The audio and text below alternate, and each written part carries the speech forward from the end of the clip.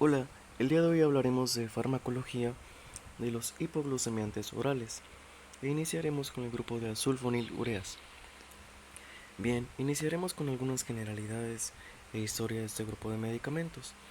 Es curioso saber que estos medicamentos fueron descubiertos de manera incidental en el año de 1942 por el Dr. Hambo y colaboradores de la Clínica de Enfermedades Infecciosas, al estar experimentando con un antimicrobiano que se denominaba carbutamida, que curiosamente en esos años estaban el auge de los antibióticos y el descubrimiento de la utilidad de este medicamento que pertenecía al grupo de las sulfamidas.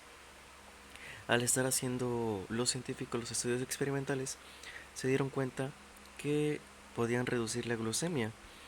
Entonces, lo que hicieron ellos fue identificar la estructura química y comenzar a sintetizar medicamentos con intención de bajar la glucemia en pacientes con diabetes mellitus. Eh, Continuamos con las generalidades. Se cabe hacer mención que la carbutamida pronto dejó de utilizarse porque tiene efectos mielotóxicos. Eh, y por ello, una vez que se tenía la estructura de las sulfonilureas, se comenzaron a sintetizar las primeras sulfonilureas que se denominaron de primera generación, entre las cuales destacan cuatro fármacos: la acetoxamida y tolosamida, que no se lograron comercializar en nuestro país, y la tolbutamida y clorpropanida, que sí se llegaron a utilizar, pero que actualmente son fármacos ya no muy utilizados. La tolbutamida fue un fármaco muy utilizado. Es un antidiabético de vida corta y esto conlleva una ventaja en pacientes que las eliminan más lentamente, como por ejemplo los ancianos, pacientes de la tercera edad, ya que nos generan un menor riesgo de causar una hipoglucemia en estos pacientes. La presentación de estos medicamentos de la tolbutamida es en tabletas de 500 miligramos y la desventaja es precisamente la vida media corta que tiene, porque esto conlleva que se tenga que utilizar con más frecuencia, es decir, que el paciente la tome 2 o 3 veces por día. El segundo fármaco de las sulfonilureas de primera generación que abordaremos es la clorpropamida, que es un antidiabético oral que tiene, a diferencia de la tolbutamida, una vida media más larga, que conlleva o se describe en la literatura como hasta de 36 horas. Esta vida media larga antes se consideraba una ventaja, puesto que al tener una vida media tan larga, solamente se utilizaba el medicamento una sola vez por día. Pero hoy en día, en nuestros tiempos, esto se considera una desventaja seria, puesto que el fármaco nos puede generar o tiene riesgo de generarnos una hipoglucemia tardía. La presentación farmacéutica de estos medicamentos es en tabletas de 250 miligramos y es además decir que es un fármaco poco utilizado actualmente. Posterior a la síntesis de las sulfonilureas de primera generación, aparecieron las sulfonilureas de segunda generación, que son las más modernas y las que más se utilizan hoy en día. La glibenclamida, como se le conoce en México, y gliburida, como se le conoce en países de América Latina, en algunos países de América Latina, tienen una presentación farmacéutica de tabletas de 5 miligramos. Glimepirida en tabletas de 2 y tabletas de 4 miligramos. Glipizida en tabletas de 5 y 10 miligramos y la glicacida en tabletas de 30 miligramos. Eh, en general, todas las sulfonilureas de la segunda generación tienen un inicio de acción a los 30 minutos. Es por ello que se tiene que, cuando se indica a los pacientes, tiene que darse antes de iniciar o de comer los alimentos para que tenga un inicio de acción este, importante que impacte en las glucemias postprandiales. En la gran mayoría de los pacientes, este grupo de medicamentos se emplea una sola vez por día, pero la glibenclamida se puede utilizar hasta 2 veces por día. Esto depende de cada paciente, es por ello que se tiene que individualizar el tratamiento de cada uno de los pacientes que tratemos. Eh, y hablando precisamente de la glibenclamida, que es uno de los fármacos más representativos de las sulfonilureas, cabe hacer mención que es un fármaco que se metaboliza muy poco en el hígado, es decir, que su eliminación va a depender en un alto porcentaje de la excreción renal. Por ello, nunca debemos de emplearlo en pacientes que tengan insuficiencia renal. Otros fármacos de esta generación, como glimepirida, glicacida, sí se pueden utilizar en pacientes que tengan una insuficiencia renal, pero que sea considerada leve. Nos referimos a pacientes que tengan un código G4, perdón, G1, G2, pero en pacientes a partir de estadio código G3 en adelante ya no debemos de utilizarlos y se recomienda que se cambie la terapia por insulina. Generalmente las sulfonilureas de la segunda generación se pueden utilizar como monoterapia para el tratamiento de la diabetes, pero cuando estos medicamentos por sí solos ya no nos controlen la glicemia, se tienen que asociar con otros fármacos, y con el que más se asocian, indudablemente, es con la metformina. ¿Cuál es el mecanismo de acción de las sulfonilureas o cómo actúan sobre el cuerpo? Se dice que son fármacos secretagogos. ¿Por qué? Porque van a aumentar la secreción de insulina exprimiendo literalmente las células beta de los islotes de Langerhans presentes en el páncreas. ¿Y cómo van a actuar? Se van a unir a los conocidos canales de potasio que se encuentran en la célula beta pancreática, y esta unión a los canales de potasio impiden la repolarización de la membrana de la célula plasmática durante el potencial de acción, lo que nos va a causar que se desencadene que, como mecanismo secundario, se aperturen canales de calcio. Esta entrada de calcio genera que se esté despolarizando constantemente la membrana de las células beta, produciendo o estimulando, perdón, la secreción de insulina, por lo cual se está ordeñando a la célula beta pancreática. Este mecanismo de acción a la larga conlleva que se acabe la reserva de insulina pancreática que tienen los pacientes. Es por ello que organizaciones como la FDA ya no las recomiendan utilizar como medicamentos en el manejo de la diabetes. Sin embargo, conocemos la situación en América Latina, que por el bajo costo que tienen esos medicamentos todavía continúan siendo ampliamente utilizados.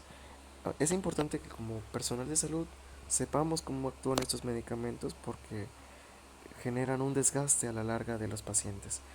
Pero también tenemos que echar mano de ellos si es con el recurso que contamos para llevar a los pacientes a unas glicemias lo más cercano posibles a lo normal, a los valores normales o valores terapéuticos que establezcamos con los pacientes. Eh, Está de más decir que estos medicamentos secretagogos o sulfonilureas solamente se deben de utilizar en pacientes que todavía tengan secreción de insulina, es decir, que todavía tengan reserva pancreática de insulina. Y nunca deben de utilizarse en pacientes diabéticos tipo 1, porque sabemos que estos pacientes en su fisiopatología tienen destrucción precisamente de estas células betas, y por ende no hay secreción de insulina en las células beta. En pacientes diabéticos tipo 2, generalmente crónicos, que ya presentan bajas reservas de insulina, tampoco será de utilidad los medicamentos secretagogos, porque ya no tienen una reserva, entonces ya no tienen cómo actuar o un mecanismo de acción adecuado para reducir las glicemias de estos pacientes. La absorción en el tubo digestivo de estos fármacos es muy alta. Se dice que hasta el 90% se puede llegar a absorber en el tubo digestivo, y tienen una alta unión a proteínas plasmáticas.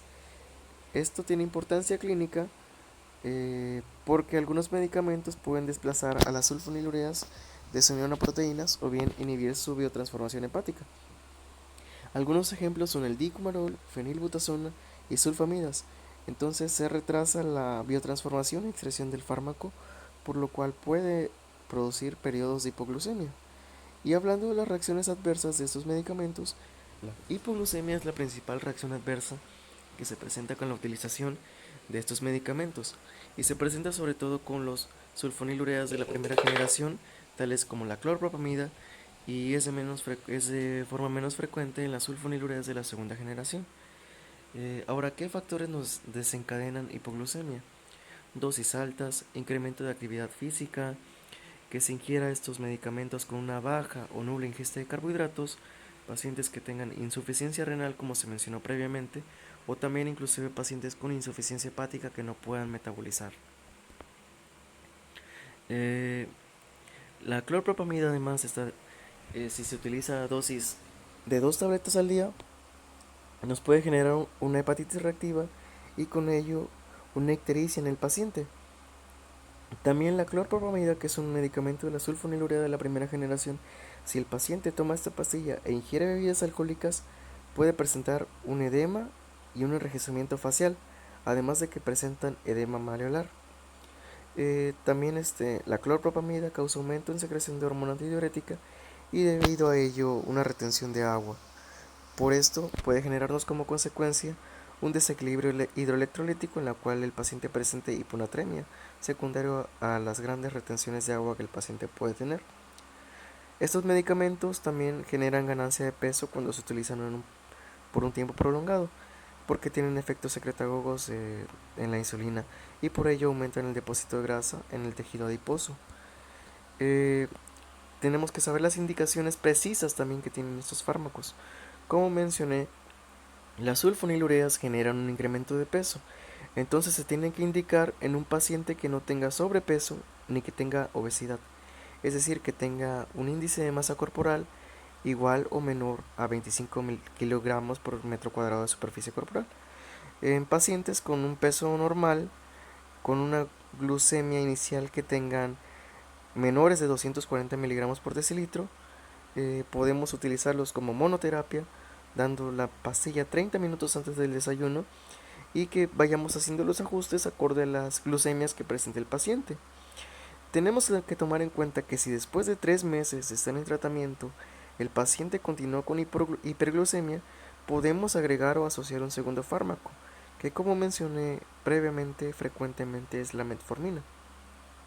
Si nuestro paciente al momento de su diagnóstico tiene una hiperglicemia mayor de 240 miligramos, pero clínicamente está estable, el tratamiento lo debemos iniciar con 2 fármacos, es decir, administrar una sulfonilurea y asociarlo con la metformina. Esto siempre y cuando, ojo, sí y solo si el paciente se encuentra estable. Si el paciente no se encuentra estable, es decir, está con una hiperglicemia mayor de 250 miligramos por decilitro, se debe de iniciar una terapia con insulina.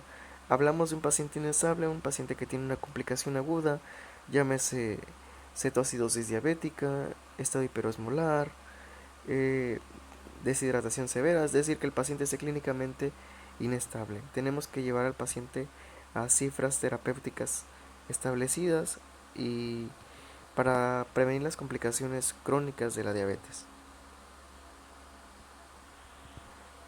Esto sería todo de parte mía y muchas gracias por su atención en este pequeño video de farmacología de los hipoglucemiantes orales. Mucho éxito a todos.